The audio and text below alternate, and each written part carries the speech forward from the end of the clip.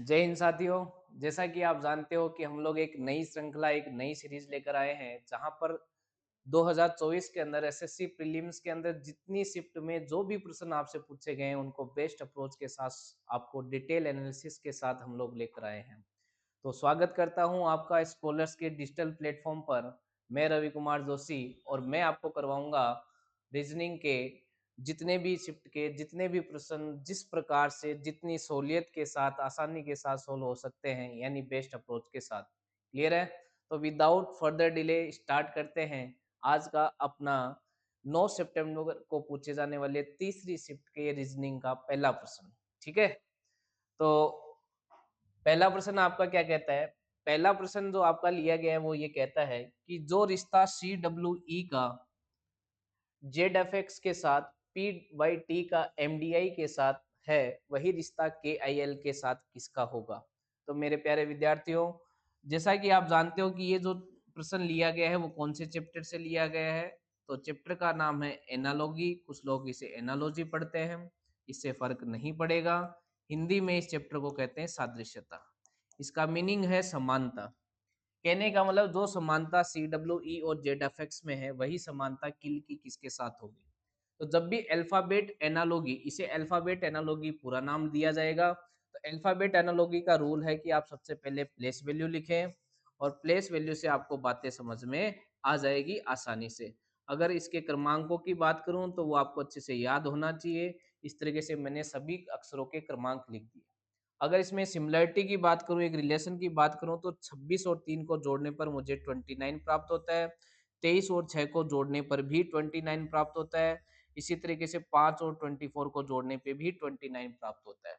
तो ये लॉजिक मुझे ये समझ में आया कि ये 29 का एडिशन आपसे पूछ रहा है। तो अगर मैं ये कंफर्म होना चाहता हूं तो मैं इसको दोबारा जांच कर सकता हूं, लेकिन क्यों ना पहले अपन यहाँ पर 29 प्लस 29 करके ऑप्शन की ओर चले जाए और अगर बात बैठ गई तो इसको चेक करने का समय बच जाएगा।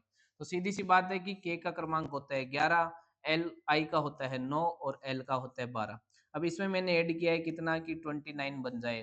तो आपने कहा सर इसको 29 बनाने का एक ही तरीका है कि आप इसमें कितने ऐड कर दो 18, इसमें कितने ऐड कर दो तो आपने कहा 20, इसमें कितने ऐड कर दो तो आपने कहा 17।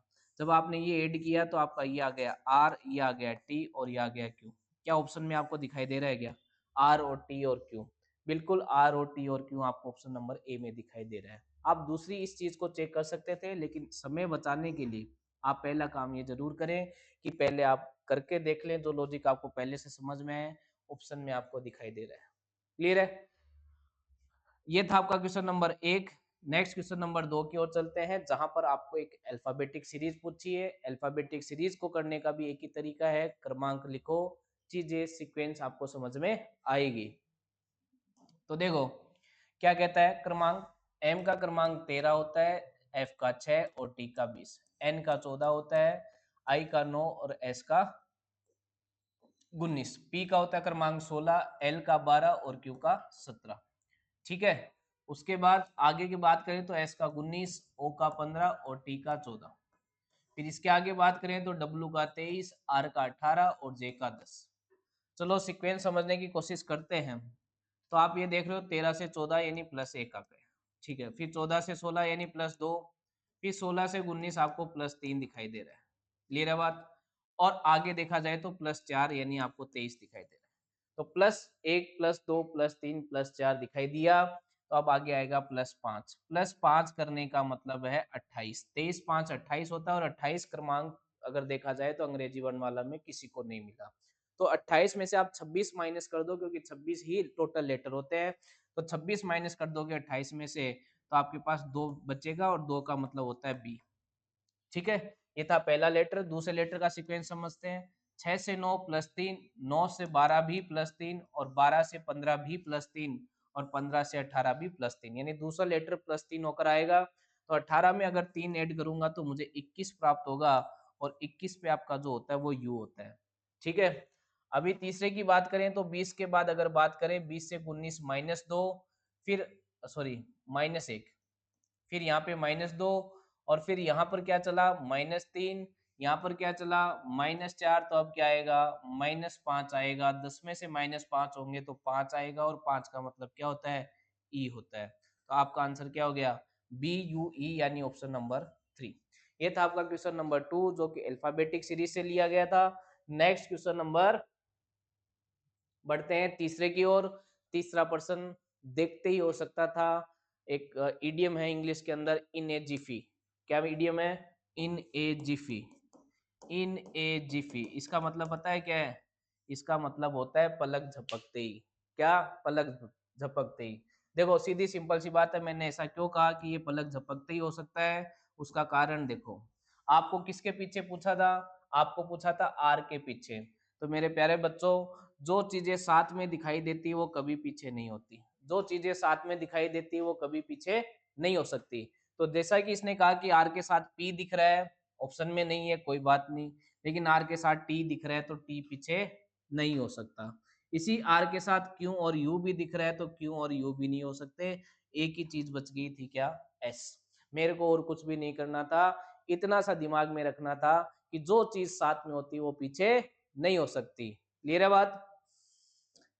ये था आपका क्वेश्चन नंबर 3 का करने का best approach. Next question number 4 की ओर चलेंगे, जो कि कहता है कि अ, दिए गए आपके पास 4 ऑप्शन है। इन 4 ऑप्शन में से आपको बताना है कौन सा ओड वन आउट है, यानी कौन सा आपका डिफरेंट है। 3 में कुछ सिमिलरिटी है, चौथा आपका अलग है। चलो सिमिलरिटी की बात कर लेते हैं। तो अब देखो, जैसा कि 66 और 154 की बात करें, तो अगर डिफरेंस वाली बात करें कि इनका अंतर से अपन आंसर निकाल के लाएंगे, तो अंतर से आंसर बैठ नहीं पाएगी बात, क्योंकि अंतर आपको कहीं पे भी सिमिलर दिखाई नहीं दे रहे। बोले सर ऐसा कैसे आपने पता लगा दिया? तो देखो मेरे प्यारे बच्चों, लार्ज डिजिट से भी पता लगा सकता हूँ कि अंतर में यहाँ 2 आएगा, यहाँ अंतर में कितना आएगा 4 आएगा, क्योंकि 12 - 8, और यहाँ पे अंतर में कितना आएगा 1 आएगा। तो different kind of large digit आ रही है, तो इसका मतलब अंतर वाला कंसेप्ट यहाँ पे काम में नहीं आएगा। और नंबर कोई बहुत बड़े गुणा वगैरह भी नहीं दिखाई दे रहे। तो यहाँ पर जो आपका अप्रोच होना चाहिए वो क्या होना चाहिए कि यहाँ पे आपके दिमाग में ये आना चाहिए कि यार अंतर वाली चीज नहीं बैठी है पास पास वाले नंबरों में, तो यहाँ पर रेशियो वाला कंसेप्ट बैठ सकता है। क्योंकि रेशियो वाला कंसेप्ट एक और चीज से पता चलता है, क्योंकि 66 और 155 दोनों एक ही नंबर से डिविजिबल है, वो है 11। यानी 11 को डिवाइड करो, 11 से डिवाइड करो 66 को, तो मुझे 6 मिलेगा। और यहाँ पर अगर डिवाइड करूं तो 11 एकम 11, 11 चौक 44, यानी रेशियो कितना मिलेगा 3:7 मिलेगा। अगर मैं बात करूं 72 और 168 की, तो मुझे 8 से डिविजिबल दिखाई देता है। 8 से 9 अंठा 72 होता है, और यहाँ पे आएगा 21, और फिर दोबारा काटने पर मुझे 3 के पाड़े से तो मिलेगा 3 अनुपात 7। यहाँ पे देखो सिमिलरिटी बैठ रही है, लेकिन ये सिमिलरिटी यहाँ पे जाके टूटी है, तो हो सकता है यही आंसर हो कि 33। और अगर 72 की बात करें तो ये कटेगा 3 के पाड़े से, जो कि 11, और 3 दूनी 6 और 4 11 24 आ रहा है। तो ये सिमिलरिटी यहाँ पे टूट चुकी है, लेकिन क्या पता हम गलत जा रहे हैं, तो चौथा और चेक कर लेते हैं। अगर 36 और 84 की बात करूं और इसको 12 के पार्ट से काट दो, 12 तिया 36, 12 सत्ते 84, तो 3:7 यहाँ पर भी दिखाई दे रहा है। अगर 3 सिमिलरिटी बैठ गई है तो 100 नहीं 110% आपका आंसर क्या होगा 33 और 72। ये था आपका question number 4। Next question number 5 की ओर चलेंगे। क्वेश्चन नंबर 5 जो है, इस बार आपका जो प्रश्न है वही प्रश्न है, डाइस के लिए दिया गया है, वही विपरीत अंक पूछा गया है, लेकिन इस बार वो अप्रोच काम नहीं आएगी जो पिछली बार आई थी। कैसे? इस बार आपको पूछा है क्या कि एस के विपरीत क्या आएगा। तो मेरे प्यारे बच्चों, एस के विपरीत अगर कहा जाए तो वाई और आर नहीं हो सकता, तो यहाँ से एक ही ऑप्शन एलिमिनेट हो पाया, बाकी 3 ऑप्शन बच गए, क्योंकि यहाँ पे तो अपना जो पूछा है क्या एस एस है ही नहीं यहाँ पर। अब क्या करेंगे? अब कंडीशंस चेक करेंगे। जब आपको 2 पासे या 2 से ज्यादा पासे, देखो अलग-अलग पासे नहीं है, 2 पासे, एक ही पासे की 2 फॉर्म है ये, ठीक है? जब आपको इस तरीके की चीजें दिखाई दे तो आपको कंडीशंस चेक करनी। कंडीशंस का मतलब सुनो। पहली कंडीशन, जब दोनों पासों में एक ही चीज कॉमन हो। दूसरी कंडीशन, जब दोनों पासों में 2 चीज कॉमन, और तीसरी कंडीशन जब एक भी चीज कॉमन ना हो। तो देखो अगर मैं इन पे गौर करूं तो मुझे कितने पासे एक जैसे दिखाई दे रहे हैं, तो आप बोलोगे सर एक ही सिंबल ऐसा है जो दिखाई दे रहा है आर, इसके अलावा कुछ भी कॉमन नहीं दिख रहा। इसका मतलब कंडीशन नंबर फर्स्ट। और कंडीशन नंबर फर्स्ट का सॉल्यूशन होता है कि जो कॉमन अंक होता है उससे घड़ी की दिशा में घूम जाओ दिए गए दोनों डाइस के अंदर। दोनों डाइस के लिए बार बार कह रहा हूं, एक ही डाइस है जिसको दो बार घुमा के रखा गया है। तो इस तरीके से अपन ने ये चीजें कर देनी है कि घड़ी की दिशा में घूमने पर जो जो नंबर या अल्फाबेट आते हैं उनको लिख दो। अब यहां से कह सकते हो कि एस का अपोजिट ए, वाई एम का अपोजिट वाई, और इस आर का अपोजिट वो अल्फाबेट जो इनमें नहीं दिखाई दे रहा है, यानी क्यों आंसर हो जाता आर का, लेकिन आर का नहीं पूछा आपको, एस का पूछा है, तो एस के हिसाब से आपका आंसर हो जाएगा 4। क्लियर हुई बात? ये था अपना क्वेश्चन नंबर 5। अब कोई बच्चा बोलेगा सर कंडीशन नंबर 2 बने तो क्या करें, 3 बने तो क्या करें? तो बेटा देखो, उसको पूरा डिटेल में समझने के लिए आपको पूरा चैप्टर एक बार, कभी मैं जब भी मौका मिलेगा पूरा चैप्टर आपको डाइस का जरूर पढ़ाऊंगा। फिलहाल के लिए जो कंडीशन नंबर फर्स्ट जब लगती है तो क्या करना चाहिए वो मैंने आपको इस क्वेश्चन से बताया। नेक्स्ट क्वेश्चन नंबर आपका जो दिया गया है 6th, बड़ा ही इजी और बड़ा ही आसान प्रश्न। आपको बस इतना सा पूछा है कि जो आपको डायग्राम चाहिए, कौन सा ये वाला डायग्राम, वो कौन से ऑप्शन में से मिल सकता है। देखो हमारे जो भाई साहब है ना, ऑपरेटर भाई साहब, तो हमारे भाई हैं, वो मेरे लिए कुछ काम छोड़ देते हैं, मुझे करना ही पड़ता है। लो ये काम मैंने उनका कर दिया, उनका आधा पेमेंट अपना। ठीक है, तो ये देखो ये है कि आपको ये चीज कहाँ से मिल सकती है। तो देखो यहाँ से नहीं मिलेगी, क्योंकि यहाँ पे तो दो ही आपका लूप दिखाई दे रहा है। अगर बात करें यहाँ पर, तो यहाँ पे दिखाई तो 3 दे रहे हैं, लेकिन इसका रोटेशन हो चुका है। पहले अपन प्रायोरिटी देंगे कि रोटेशन ना करना पड़े। हालांकि क्वेश्चन में बोला नहीं है, लेकिन अपन पहली प्रायोरिटी रोटेशन बिना दिए करेंगे। ठीक है, तो यहाँ पर मुझे वो चीज मिल रही है, यहाँ पर भी मुझे रोटेट करके देखना पड़ेगा उस चीज को लाने के लिए। यहाँ विदाउट रोटेशन मुझे सीधी सीधी ये चीज दिखाई दे रही है, तो मेरा आंसर नंबर 3 होगा। कुछ प्रश्नों में बोल देता है कि रोटेशन नहीं होना चाहिए, कुछ में नहीं बोलता, लेकिन याद रखना, जब नहीं बोलता तो रोटेशन नहीं लेना है प्रायोरिटी में, लेकिन कभी कभी आंसर करने के लिए रोटेट करके देखना ही पड़ेगा। क्लियर है? आई होप आपको बढ़िया लग रहा होगा, बातें समझ में आ रही होगी। तो मैं आपको एक बात बता दूं, पहली 2 शिफ्ट के भी मैंने सॉल्यूशन करवाए हैं। जो भी बच्चा मान लो कि आज पहली बार जुड़ा है, वो पहले पीछे के जाके सारे वीडियो देखें। और एक बात और बता देता हूँ, इसी प्लेटफॉर्म पर आपको इंग्लिश, मैथ्स और जीके के भी डिटेल एनालिसिस, वो भी बेस्ट अप्रोच के साथ हम लोग प्रोवाइड करवा रहे हैं। तो आप एक ही चैनल पर सारी शिफ्ट के सॉल्यूशन 2024 में कर सकते हो। ठीक है, और अपने दोस्तों के साथ भी इसको शेयर करना ना भूलें। यही हमारी कमाई होगी, और यही आप लोगों की तरफ से हमारे लिए ग्रेटिट्यूड होगा। ठीक है, इसी बात को खत्म करते हुए आगे बढ़ते हैं। क्वेश्चन नंबर 7 जो कि कहता है कि कौन से दो सिंबल है जिसको आपस में परिवर्तित करने पर ये इक्वेशन संतुलित हो जाएगी। हिंदी में मैंने बोला, इंग्लिश में लिखा हुआ है कि कौन से दो सिंबल है जिनको आपस में चेंज करने पर ये इक्वेशन सॉल्व हो जाएगी। तो देखो, सिंबल नहीं, नंबर। देखो सीधी सिंपल सी बात है, मैंने आपको बार बार समझाया इन प्रश्न के अप्रोच क्या होने चाहिए। आपको पहले सी चेक करना चाहिए, फिर डी चेक करना चाहिए, और उसके बाद आपको इन दोनों में से कोई भी एक चेक कर लो, आपका आंसर आ जाएगा। क्लियर है? लेकिन ज्यादातर एग्जामिनर यहाँ तक लेके जाता है, क्योंकि उसको समय आपका खराब करवाना है। चलो पहले बात कर लेते हैं डी को चेक कर कर। तो डी को जब चेक किया, तो देखो क्या हुआ, 24 की जगह 12, 12 की जगह 24 ले आओ। तो लो 12 लिया है यहाँ पर 24 की जगह, और बाकी चीजें मैंने सेम लिख दी है, कुछ भी चेंज नहीं किया। अब बेटा क्या लगाना है, बोर्ड मास। बोर्ड मास का मतलब होता है कि सबसे पहले ब्रैकेट सोल्व होता है, फिर डिवीजन, फिर मल्टीप्लीकेशन, फिर एडिशन, और लास्ट में सब्ट्रैक्शन। क्लियर है बात? तो देखो सीधी सिंपल सी बात है कि पहले ब्रैकेट तो है नहीं, तो डिवीजन सोल्व कर लेते हैं, 4×3=12, और फिर मल्टीप्लाई सोल्व कर लेते हैं साथ ही में, क्योंकि ब्रैकेट वगैरह है नहीं। 8, 30 और 24। अब पहले एडिशन की बात करें तो 4, 34 और 24, 58, और 58 माइनस 8 कितना आ जाएगा, 50। क्या यही चाहिए था क्या आपको? बिल्कुल हमको यही चाहिए था। क्लियर है बात? तो आपका आंसर नंबर डी हो गया। मैंने सी चेक नहीं किया, अगर डी नहीं होता तो मैं सी चेक जरूर करता। क्लियर है बात? मैं सबसे पहले सी ही चेक करने की आपको सलाह दूंगा। इस बार मैंने डी चेक कर लिया, लेकिन पहले आप सी चेक करो, लेकिन ये जरूर है कि सी डी में से ही पहले चेक करना है। क्लियर है बात? नेक्स्ट क्वेश्चन नंबर अपन चलते हैं।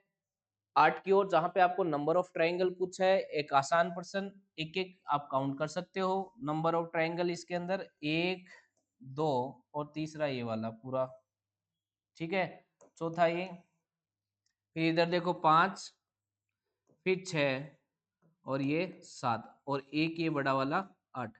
कोई बच्चा बोलेगा सर ये वाला ट्रायंगल भी है क्या? नहीं बेटा, ये ट्रायंगल नहीं है। देखो ये लाइन यहाँ से यहाँ पे नहीं है, आप इसको देखोगे ना तो ये ट्रायंगल नहीं बनेगा। 8 ही ट्रायंगल बनेंगे इसके अंदर और ऑप्शन में भी आपको मैक्सिमम 8 ही दिए हैं, दिमाग लगाना ही नहीं ज़्यादा। क्लियर है बात? ये था आपका क्वेश्चन नंबर 8। क्वेश्चन नंबर जो 9 लिया गया वो लिया गया आपका वेन डायग्राम से। आपको इन्फॉर्मेशन दी है, इन्फॉर्मेशन के अनुसार आपको आंसर करना है। तो प्रश्न क्या कहता है वो सुनो। प्रश्न कहता है कि वो चीजें बताओ जिसमें एक से अधिक पदों के लिए आवेदन किया गया है। यानी ये 3 पदों के लिए आवेदन हुए हैं। कौन कौन से पद? टीचर के लिए, इंजीनियर के लिए और अकाउंटेंट के लिए। क्लियर है? लेकिन अपन को तो वो लोग चाहिए जो एक से अधिक पदों का आवेदन करें। चलो देखते हैं ऐसे वो कौन कौन से लोग होंगे। अगर इस 6 की बात करूं तो ये वो लोग हैं जो टीचर और अकाउंटेंट दोनों के लिए अप्लाई करेंगे। और ये वो 2 लोग हैं जो इंजीनियर और अकाउंटेंट का अप्लाई करेंगे। ये वो 2 लोग हैं जो टीचर और इंजीनियर का अप्लाई करेंगे। और ये वो 3 लोग हैं जो सभी चीज़ों के लिए अप्लाई करेंगे।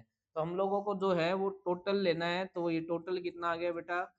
6, 3, 9, 9, 4, 13 और 13, 8, 21। 21 लोग ऐसे हैं जिन्होंने एक से अधिक चीज़ों के लिए आवेदन किए हैं। ठीक है? ये था आसान सा प्रश्न, क्वेश्चन नंबर 9। क्वेश्चन नंबर 10 की ओर बढ़ते हैं। जो एक और आसान प्रश्न मुझे दिखाई दे रहा है, ये जो पेपर में प्रश्न लिया गया है वो completion of figure non verbal से लिया गया है। आकृति को पूरी करना, और आकृति पूरी करने के लिए आपको पता है क्या करना है, ऑप्शन एलिमिनेशन करना है। अब बेटा देखो, इसको पूरा करने का मतलब है कि मेरे को एक तो ये चीज चाहिए, एक ये, ठीक है? साथ में एक तो ये वाली चीज और एक, आप ये देख रहे हो किधर, ये वाली चीज पूरी करने के लिए किधर एक लाइन और आएगी ना बेटा। जैसे आपका एक तो ये पूरा, एक ये, हाँ ये देखो ये, यानी बेसिकली मेरे को ये चीज चाहिए, ठीक है? और ये चीज मुझे इसमें दिखाई दे रही है, बिल्कुल दे रही है। लेकिन ये चीज इसमें दिखाई नहीं दे रही है, ना ही इसमें दिखाई दे रही है और ना ही इसमें दिखाई दे रही है। तो केवल इसी चीज से मैं कह सकता हूँ कि आपका आंसर क्या हो जाएगा, A. Option elimination is the best key to solve non verbal questions. Clear है? आप ऑप्शन एलिमिनेट करोगे आपको कम समय लगेगा। ठीक, नेक्स्ट क्वेश्चन नंबर 11 की ओर बढ़ते हैं, जो कि फिर से आपको एक वेन डायग्राम का क्वेश्चन दिया गया है। इस प्रश्न में आपको दिया गया है the following Venn diagram shows men's profession as doctor and chess player. कहने का मतलब है कि ये जो वेन डायग्राम है वो है मेन का। अब ये जो अंदर भाई साहब ने मेन लिखा है, भाई साहब ये अंदर मेन नहीं होता, ये ओनली मेन होता है, ठीक है? और ये ओनली डॉक्टर होता है और ये ओनली चेस प्लेयर होता है। अंदर लिखी जाने वाली चीजों के साथ ओनली ऐड हो जाता है। इसका मतलब भाई साहब को, जो अपने भाई है छोटे भाई, उनको मेन बाहर लिखना चाहिए था और डॉक्टर को यहाँ लिखना चाहिए था, और साथ ही साथ चेस प्लेयर को भी यहाँ लिखना चाहिए था और डॉक्टर को भी यहाँ पे ई की जगह एस डॉक्टर्स लिखना चाहिए था। कोई बात नहीं, ऐसी चीजें हो जाती हैं, अपने रीजनिंग में इससे फर्क नहीं पड़ेगा। क्लियर है?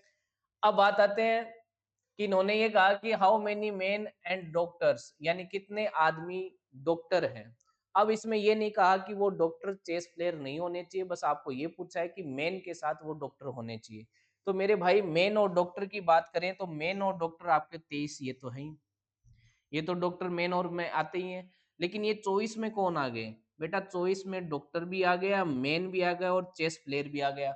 इसने ये नहीं कहा कि चेस प्लेयर नहीं होना चाहिए या ओनली मैन और डॉक्टर नहीं बोला है। ओनली मैन एंड डॉक्टर बोलता तो 23 आंसर होता। लेकिन यहाँ पर पूरा पूरा आपको क्लेरिफाइड नहीं किया है कि ओनली आएगा कि नहीं आएगा। इसलिए अपन को क्या करना है, जब तक ओनली नहीं लिखा गया हम लोग 23 भी लेंगे और 24 भी लेंगे और टोटल करेंगे 23 और 24 47। ये था आपका question number 11। Next question number 12 की ओर बढ़ जाते हैं तेजी के साथ। क्वेश्चन नंबर 12 एक आसान प्रश्न है, जहां पर आपको बस इतना बोला है कि ये जो आपको वर्ड दिया गया है, ठीक है, ये जो वर्ड दिया गया है, इस वर्ड में कितने अक्षर ऐसे हैं जिनको अंग्रेजी वर्णमाला के अनुसार व्यवस्थित करने पर अपनी जगह से ना हिटे, ना हिले, ना हिले, ना हिले। क्लियर है? कहने का मतलब सीधी सी बात है, सिंपल सी बात कि आप इनको क्रमांक लिख दो, जे का 10, ए का 1, एन का 14, आई का 9, टी का 20, ओ का 15 और आर का 18। अब लेफ्ट टू राइट इनको कर दो अल्फाबेटिकली अरेंज। तो सबसे पहले 1 आ गया, उसके बाद 9 आएगा, उसके बाद क्या आएगा 10 आएगा, फिर 14 आएगा, फिर 15 और फिर 18 और फिर 20। क्या कोई भी चीज अपने आप में रिपीट हुई है क्या अपनी जगह? एक भी चीज आपको अपनी जगह दिखाई नहीं दे रही है, इसका मतलब इसका आंसर हो जाएगा 0। क्लियर है? ये तो आपका question number 12। Next question number 13। अगर क्वेश्चन नंबर 13 की बात की जाए तो इन्होंने पूछा है कि 4 letter cluster have been given out of which 3 are alike in some manner and 1 is different. Select the letter cluster that is different. कहने का मतलब 3 में कुछ समानता है, एक आपको अलग देखना है। तो सीधी सिंपल सी बात है, इन प्रश्नों को करने का एक ही तरीका है, क्रमांक लिखो और आसानी से चीजों को देखो। बी का क्रमांक वगैरह लिखता हूं तो 2, 5, 8 और 9। यहाँ पर लिखेंगे तो ये कितना आएगा 16, 19, 21 और 22। यहाँ पर बात करें तो 20, 23, 25 और 26। यहाँ पर बात करें तो ये 6, ये 9, ये 11 और ये 12।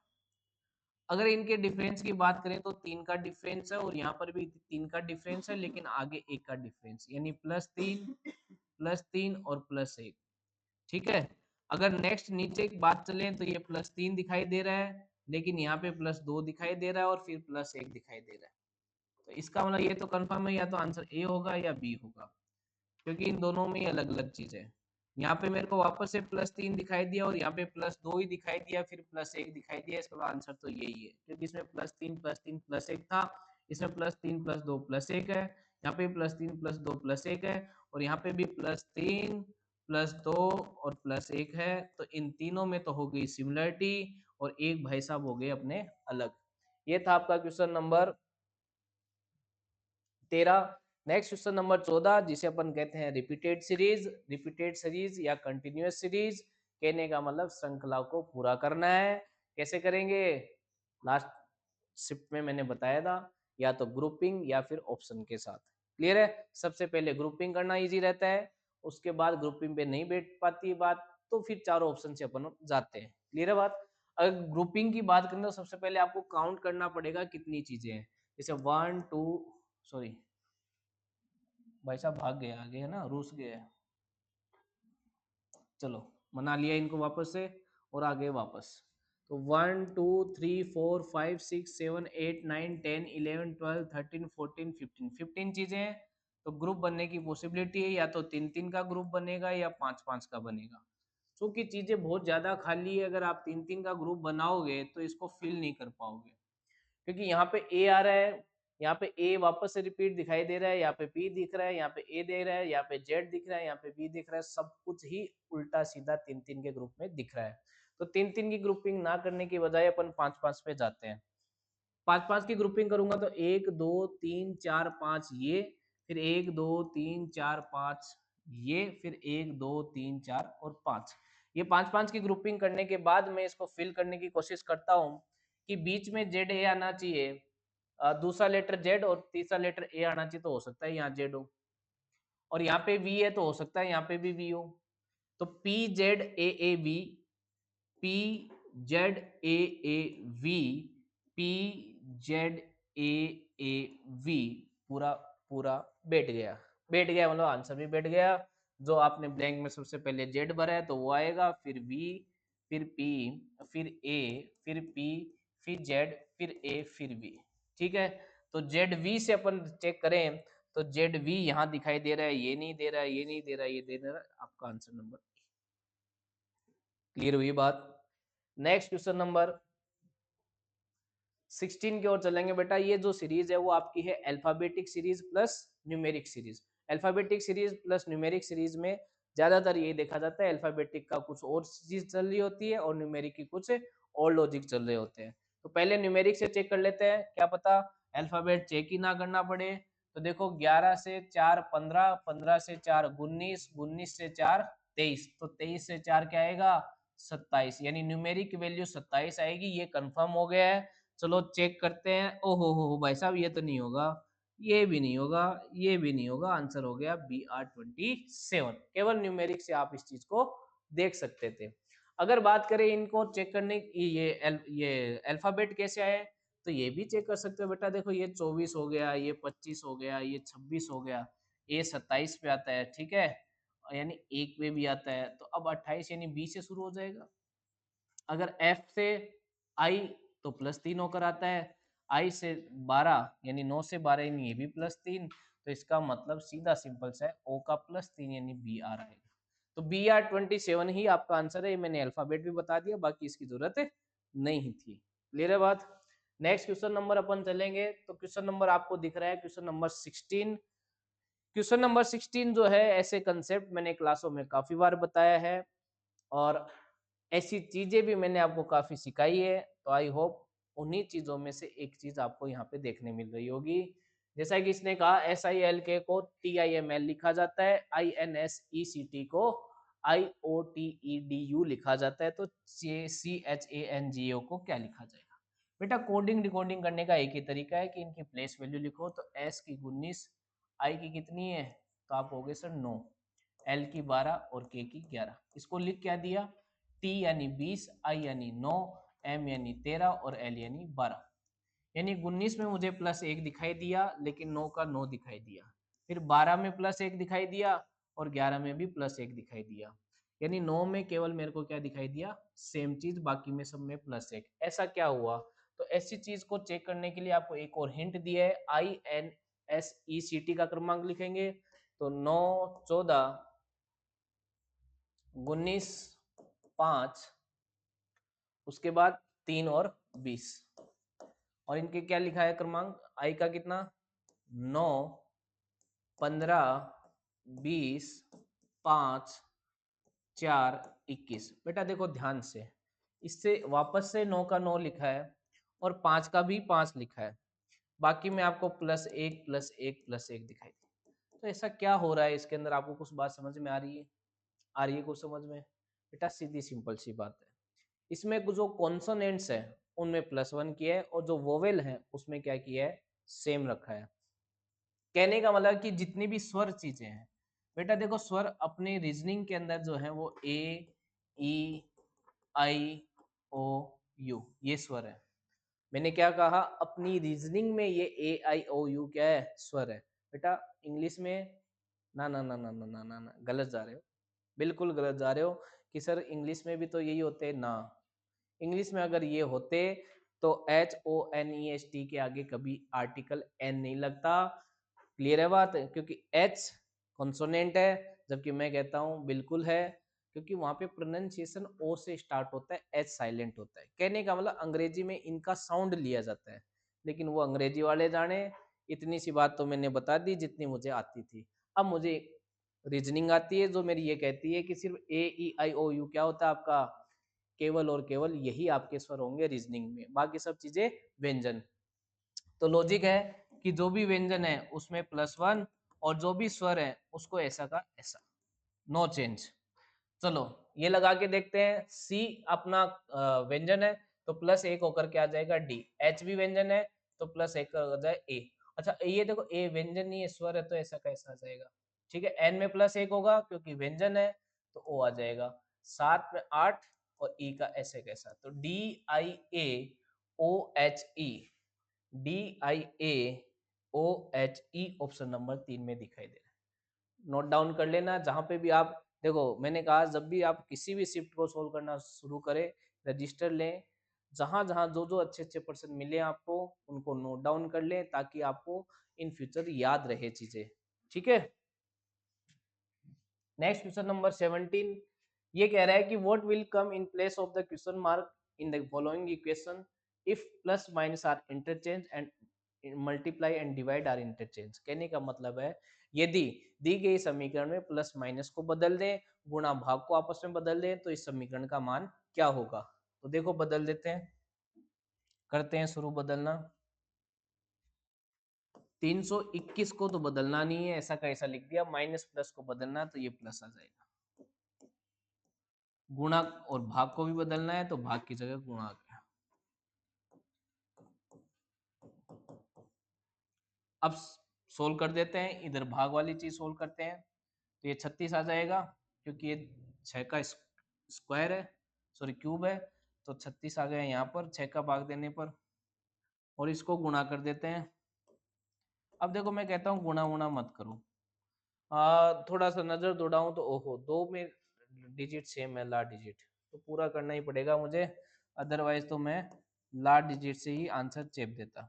मैं इतना तो कह सकता हूँ कि अगर बात करूँ तो एक और दो तीन, और तीन माइनस छः, तो तीन लास्ट डिजिट जो है वो क्या आएगी, लास्ट डिजिट आएगी आपकी 3 7 आएगी, लेकिन ऑप्शन 2 में है तो पूरा चेक करना पड़ेगा। चलो चेक कर, पहले इसको पूरा सोल्व करते हैं। क्लियर है बात? चलो चलो चलो चलो, पहले अब क्या होगा, पहले ये चीज गुणा होगी, पहले ये चीज क्या होगी, गुणा होगी, तो गुणा कर दो 22, 22 का गुणा करना पड़ेगा 371 से। भाई साहब बहुत बड़ी बड़ी चीजें आ गई है, करो, कोई बात नहीं, करो करो। अच्छा डिजिट सम लगा दें क्या, डिजिट सम लगाना आता है? देखो कितनी अच्छी बात है, डिजिट सम जिसको आता है वो तो समझ गया होगा डिजिट सम का मतलब क्या होता है। उससे अगर आंसर निकालूंगा तो ये 5 आएगा, यहाँ पे डिजिट सम 6, 3 + 2 + 1 6, प्लस फिर यहाँ पे कितना आ जाएगा 10 और 1 11, 11 का डिजिट सम कितना हो गया 2, और इधर से आएगा कितना 4, 8 आएगा यहाँ पर, और उसके बाद कितना आएगा 0, क्योंकि 6 और 3 9 हो गया तो 0 हो गया। बेसिकली ये कितना हो गया डिजिट सम, 8 6 14, 14 का डिजिट सम कितना आएगा 5, 5 आना चाहिए डिजिट सम, देखो आता है क्या 14 18, कुछ तो गलत है भाई, कुछ गलत है, कुछ तो गलत कर दिया है, क्योंकि लास्ट डिजिट और डिजिट सम मैच नहीं हो रहा, कोई बात नहीं पूरा सोल्व कर लेते हैं। 321 माइनस की जगह प्लस आ गया, 371 और डिवाइड की जगह गुणा, 22 और फिर प्लस की जगह माइनस, 216 और फिर गुणा की जगह डिवाइड, ये तो अपन ने कर लिया। अब यहाँ पे कर देते हैं तो कितना आ जाएगा, 36 18 36 ही आएगा यहाँ पे, तो कोई बड़ी बात नहीं है। अब यहाँ पे 22 एकम 22, गुणा कर देते हैं 371 को 22 से, 371 को 22 से गुणा कर देते हैं, तो 2 7 दूनी 14 का 1 6 और 1 7, ठीक है। फिर यहाँ पे आएगा 2 7 दूनी 14 का 4 1 6 और 1 7, क्लियर है बात? तो ये हो गया 2 6 7 4 11 का 1 1 8 1 6 2, है ना, 8 1 6 2, और प्लस का 321, अब पहले प्लस हो जाएगा फिर माइनस हो जाएगा, 321 इसमें प्लस कर देता हूँ तो ये 3 और ये 8 4 और ये, और इसमें से 36 माइनस करते हैं हम, तो 13 में से 6 गया तो कितना बचेगा 7, 1 8 में से 4 गया 4, 4 और 8 8 4 4 7, क्लियर है, 8 4 4 7 आपका ऑप्शन नंबर डी। देखो लास्ट डिजिट 7 2 में थी तब मेरे को पूरा सॉल्व करना पड़ रहा है, और डिजिट सम में कॉन्ट्राडिक्शन आ रहा था, कोई गलती करती थी, ठीक है। अदरवाइज आपका इस क्वेश्चन में कहीं समस्या नहीं आती, लास्ट डिजिट से ही आंसर हो जाता, लेकिन एग्जामिनर थोड़ा सा होशियार है, उसने 2 में लास्ट डिजिट एक जैसी रखी। क्लियर है? नेक्स्ट अपन चलते हैं क्वेश्चन नंबर 18 की ओर। क्वेश्चन नंबर 18 कहता है कि निम्नलिखित संख्याओं में पहली संख्या पर निश्चित गणितीय संक्रियाएं करके दूसरी संख्या प्राप्त की जाती है, उस समुच्चय का चयन कीजिए जिसमें संख्या उसी प्रकार से संबंधित है जिस प्रकार समुच्चय की संख्याएं संबंधित है। यानी कहने का मतलब सीधा सिंपल सा है कि जो रिलेशन आपका 12 और 145 का है और 9 और 82 का है, वही रिलेशन आपको कौन से 4 ऑप्शन में देखने मिल रहा है। इतना आसान क्वेश्चन जिसकी कोई हद नहीं है। कैसे कैसे कह सकता हूँ इतना आसान, क्योंकि साफ साफ जैसे ही प्रश्न को देखा मुझे पता चल गया। कैसे? क्योंकि 12 का स्क्वायर अगर मैं करूं और इसमें एक ऐड कर दूं तो मुझे 145, और 9 का स्क्वायर प्लस एक कर दूं तो मुझे 82 प्राप्त हो जाता है। इसका मतलब मेरा आंसर नंबर एक ही होगा, क्योंकि 14 का स्क्वायर 196 होता है, 196 में एक ऐड करूंगा तो 197 मुझे प्राप्त हो जाता है। तो ये था आपका आसान सा एक प्रश्न। नेक्स्ट अपन क्वेश्चन नंबर चलेंगे, क्वेश्चन नंबर कितना आ गया भाई, 19 आ गया, जहां पे आपको एक ब्लड रिलेशन दिया है, वो भी कोडेड ब्लड रिलेशन। और इन प्रश्नों को सोल्व करने का तरीका भी मैंने आपको बताया है कि सबसे पहले जो दिया गया है इक्वेशन उसी पे गौर करें, जो कि क्या दी गई है, P divide by Q multiply by R minus का M प्लस का T, उसके बाद जो भी सिंबल के मीनिंग दिए हैं उसको इसके नीचे लिख लें। जैसा कि प्लस का मीनिंग आपको सन दिया है, माइनस का मीनिंग आपको क्या दिया है, सिस्टर दिया है, मल्टीप्लाई का मीनिंग आपको क्या दिया है, तो आपने कहा सर ब्रदर दिया है, और डिवाइड का मीनिंग आपको क्या दिया है, तो आपने कहा मदर दिया है। ठीक है। अब देखो एक तो बच्चा होता है डायग्राम बना के सोल्व करेगा, मैं आपको बिना डायग्राम सोल्व करके सिखा रहा हूँ। कैसे? आपको पूछा है टी पी से किस प्रकार संबंधित है, यानी कहने का मतलब है टी क्या लगता है पी का, टी क्या लगता है पी का। पहली बात तो मैं बता दूं कि टी पे कोई सिंबल नहीं आ रहा है, ना प्लस आ रहा है ना माइनस, यानी वो ना लड़का है ना लड़की, ये नहीं बता पा रहे। लेकिन कोई बात नहीं, ऐसा इस ऑप्शन में डेटा इंडिकेट वाली बात नहीं कही गई है। चलो बात कर लेते हैं कैसे, कि टी पी से किस प्रकार संबंधित है, यानी टी क्या लगता है पी का। तो टी की जगह अपने आप को रखो कि ये मैं, ये मेरा बेटा, ये मेरे बेटे की बहन यानी मेरी बेटी, और ये मेरी बेटी का भाई यानी मेरा बेटा, और ये मेरे बेटे की माँ यानी मेरी पत्नी। तो बेसिकली बेसिकली मैं, मेरी ये क्या होगी, पी क्या होगी, पत्नी होगी। ठीक है। पर्सन पूछा है टी पी से, तो टी क्या हो गया, पी का हस्बैंड हो गया। अब इस पे जेंडर आ गया, अब इस पे क्या आ गया, जेंडर, क्योंकि पी अगर पत्नी है टी की, तो टी क्या होगा, हस्बैंड होगा। ये बिना डायग्राम बनाए आपको सॉल्यूशन करने का तरीका समझाया है। एक बार फिर समझाता हूँ, समझना। अपने आप को यहाँ पे रखो, ये मैं, ये मेरा बेटा, ये मेरे बेटे की बहन, ये मेरा बेटा, और ये मेरे बेटे की बहन, मेरे बेटे की बहन यानी मेरी बेटी, और ये मेरे बेटे का भाई यानी मेरा बेटा, और ये मेरे बेटे की माँ। तो मेरे बेटे की माँ मेरे लिए क्या होगी, मेरी पत्नी, यानी मेरे लिए वो मेरी पत्नी है, लेकिन उनके लिए मैं क्या हो गया, मैं पति हो गया। क्लियर है बात? ये था आपका question number 19। Without any diagram अपन ने इस क्वेश्चन को सोल्व किया। नेक्स्ट क्वेश्चन नंबर अपन चलेंगे 20, जो कि एक सीरीज का क्वेश्चन है, और सीरीज वो भी बढ़ती हुई दिखाई दे रही है, वो भी छोटे छोटे अंतर से। चुन्नू मुन्नू कदमों से इसने शुरू की है, और चुन्नू मुन्नू कदम यहाँ पे जाके 3 पे खत्म हुआ, यहाँ पे खत्म हुआ 5 पे, यहाँ पे खत्म हुआ 7 पे, और यहाँ पे हुआ 9। कुछ बात समझ में आ रही है? 3 5 7 9, 3 5 7 9 विषम संख्याएं, ओड नंबर। आगे क्या ऐड होगा, प्लस का 11, यानी आंसर कितना हो जाएगा, 7070। ये था आपका क्वेश्चन नंबर 20, इतना आसान जिसकी कोई हद नहीं। नेक्स्ट क्वेश्चन नंबर आपका पूछा गया है कि उस समुच्चय का चयन कीजिए जिसमें दी गई संख्याएं आपस में उसी क्रम में संबंधित है जिस प्रकार प्रश्न में दिए गए समुच्चय की संख्याएं संबंधित है। जैसे यानी जो रिलेशन 19 6 और किसका, 19 6 और 456 का है, 16 320 और 5 का है, वही रिलेशन किसका किसके साथ है। क्लियर है? चलो करते हैं फटाफट सोल्व। बताओ भाई क्या है इसके अंदर लॉजिक, कि 16 5 और फिर आपको क्या देखने मिल जाए, 320। एक काम करते हैं, पहले इन दोनों संख्या को गुणा कर लेते हैं। 19 गुणा 6 कितना आ गया, 114। और ये संख्या लाने के लिए हो सकता है 4 से मल्टीप्लाई हुआ हो, क्योंकि लास्ट डिजिट 4 से 6 आ जाती है। तो बिल्कुल ये देखो 4 चौक 16 का 6, 1 4 और 1 5, और ये 4 456 मुझे मिल गया भाई, मिल गया, बैठ गया बैठ गया भाई, बैठ गया बैठ गया। इसी तरीके से इसको बैठा दो, यानी 16 गुणा तो पहले कितना होगा 5, यानी कितना आएगा 16 पंजो 80, और गुणा कितने से करना है, 4 से करना है, तो 320 मिल गया। ओहो हो भाई साहब, बात बैठ गई, बैठ गई बात। यानी पहली और तीसरी संख्या गुणा होगी, फिर 4 से गुणा होगा, तब बीच वाली संख्या आएगी। अब देखना, बात तो अब आएगी कि सर चारों ऑप्शन कैसे चेक करें। चारों ऑप्शन चेक कैसे करें बेटा, देखो चारों ऑप्शन चेक होंगे सिर्फ लास्ट डिजिट से। किससे? लास्ट डिजिट से, क्योंकि लास्ट डिजिट इस बार मेरे को पता है क्या आनी चाहिए, क्योंकि इन दोनों, इस पे मैं एप्लीकेशन लगाऊंगा तो लास्ट डिजिट 8, इसकी 0, इसकी 8 और इसकी 4 आनी चाहिए। अगर नहीं आ रही है तो मेरा आंसर नहीं है। कुछ बच्चे इसको पूरा सोल्व कर रहे होंगे। देखो कैसे, 8 7 56, 6 ही लास्ट डिजिट, सिर्फ लास्ट डिजिट।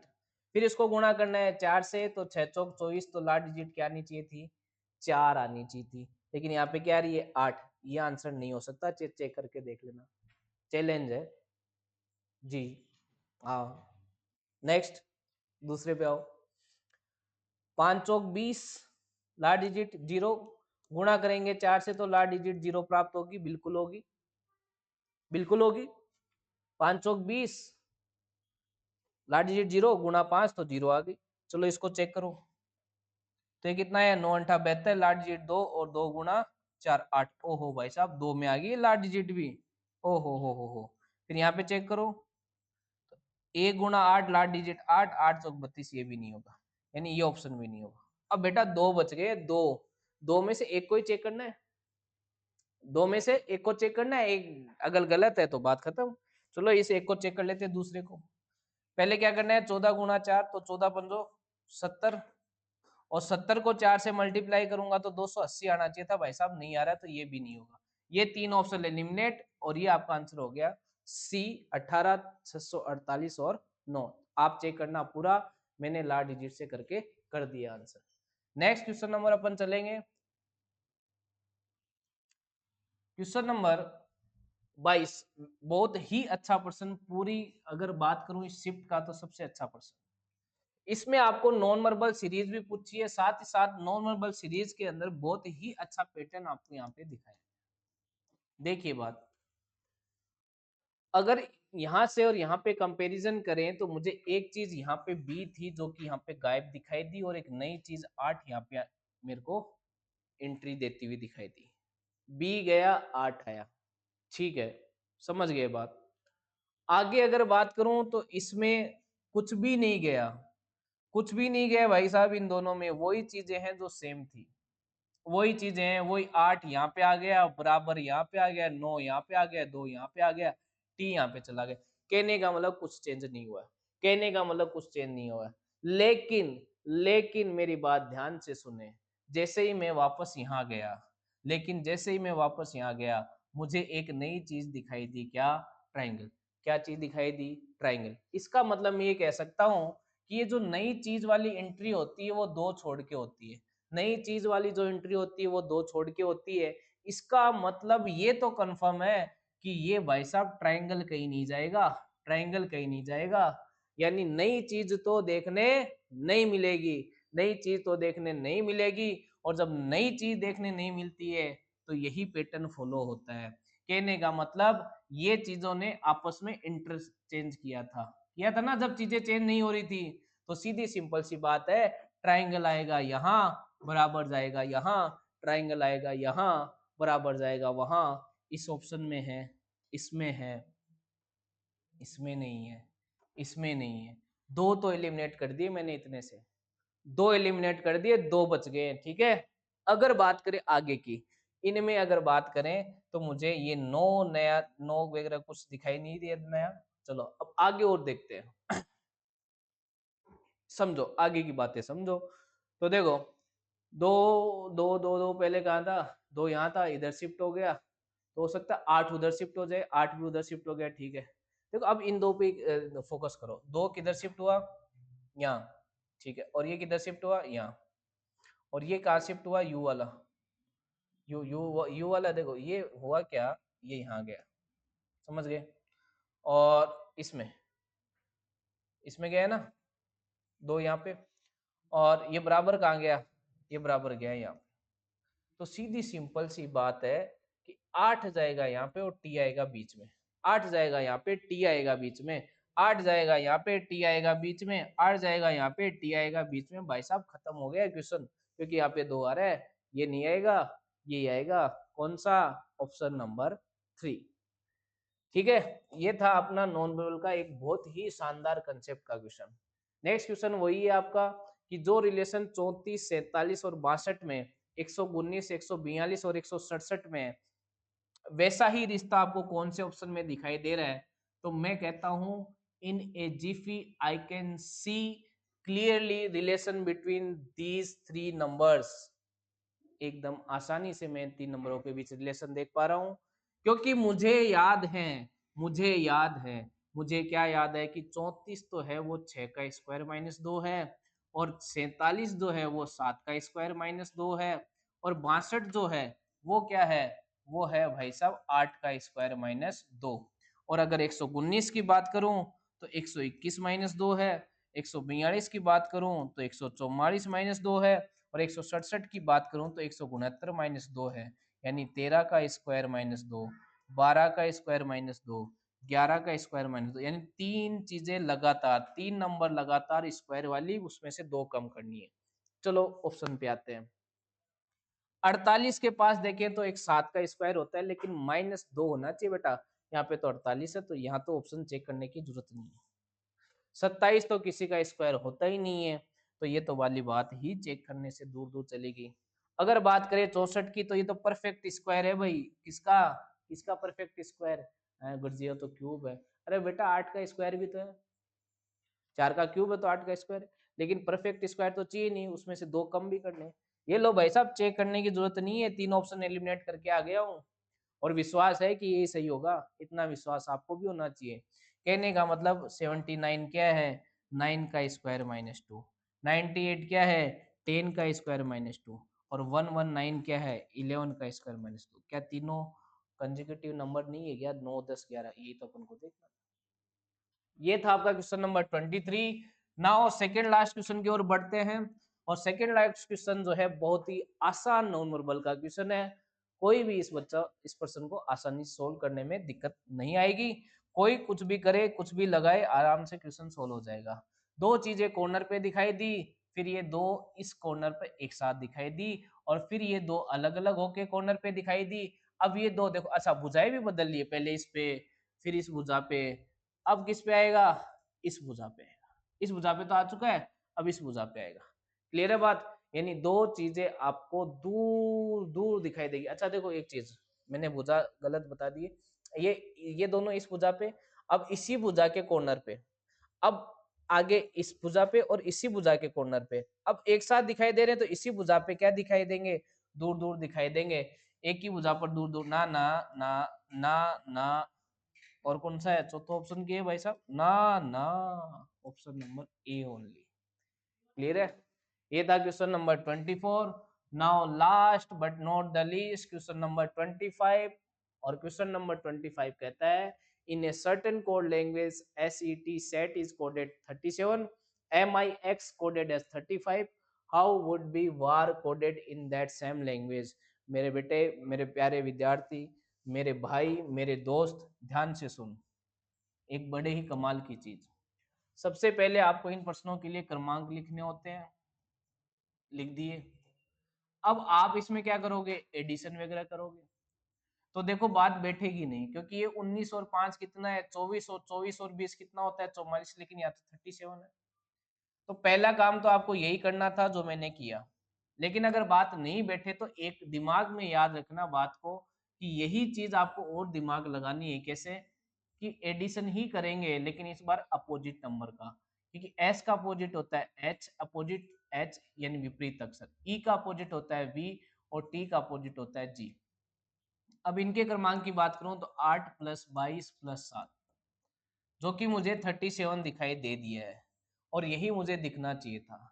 यानी आपको प्रश्न में सबसे पहले सीधे सीधे क्रमांकों के, और उसके बाद विपरीत अक्षरों के क्रमांकों का योग देखना है ऐसे प्रश्नों में। जैसा कि अगर 100% श्योरिटी चाहिए तो मिक्स का देख लो। एम का उल्टा होता है एन, मैं विपरीत का ही लिख रहा हूँ सीधा। एम का उल्टा होता है एन, आई का उल्टा होता है आर, और एक्स का उल्टा होता है क्या? एक्स का उल्टा होता है 3, यानी सी। अब अगर मैं इनके एडिशन की बात करूं तो 14 और 18 हो गया 32, 32 और 3 कितना हो गया? 35, और यही आ रहा है। तो सीधी सिंपल सी बात है कि वार का पहले अपोजिट लेटर दिखा जाएगा। डब्लू का उल्टा क्या होता है? डी, डी का क्रमांक 4, ए का उल्टा होता है जेड, जेड का क्रमांक 26, और आर का उल्टा होता है आई, आई का क्रमांक 9। तो 26 और 4 30, और 30 और 9 39। ये था 39 लास्ट प्रश्न का आंसर। इसी के साथ हमने आज पूर्ण किया है क्या?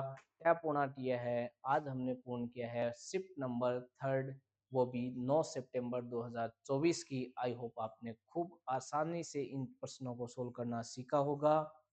तो पढ़ते रहिए, आगे बढ़ते रहिए। जय हिंद, जय भारत।